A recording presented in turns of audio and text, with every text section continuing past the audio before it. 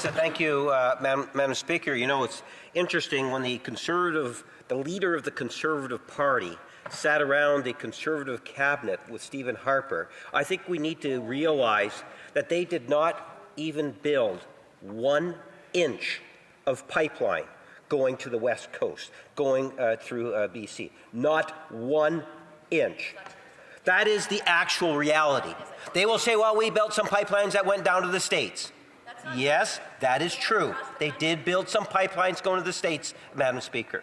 At the end of the day, in listening to the member opposite, I would welcome, and I'll be providing the opportunity to show the contrast between the Conservative agenda compared to the Liberal Party agenda. And that's why in the last federal election, Canadians voted for a new Prime Minister, 70 new Liberal members of Parliament, because they saw in the comparison between words from the Conservatives, a lot of it misleading, and what it is that a Liberal government would actually do, and we are doing. My question to the member is, can she clearly indicate how many inches of pipeline they constructed between Alberta and BC?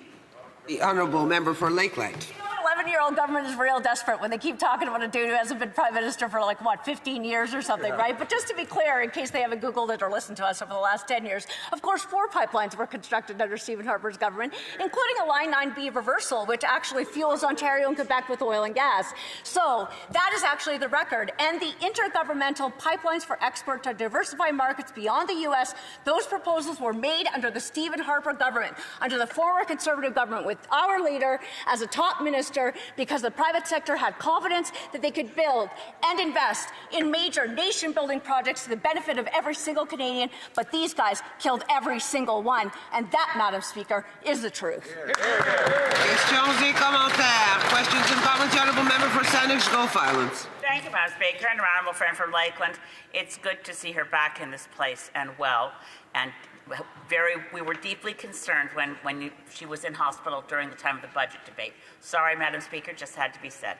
And I also want to say that while she will know that we agree on more things than others might imagine, on the offshore tanker issue, just to say that where U.S. and offshore foreign tankers pass by Canada's waters and British Columbian waters, they pass on the outside, because that's the direct route from Alaska to Washington State. They don't come in through the inside passages that are covered by C-48. And I wonder if we can agree that we should probably stick to the facts of the geography and the waters where tankers move and where they don't. Thank you, Madam Speaker.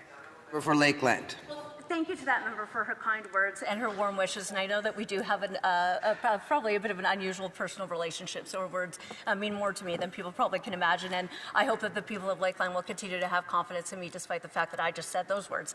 But I agree with her. I agree with her that we have to set the facts straight about C-48. And actually, this is a lesson in how effective the Liberals were to eat the NDP opposition whole, while the NDP didn't actually do their job.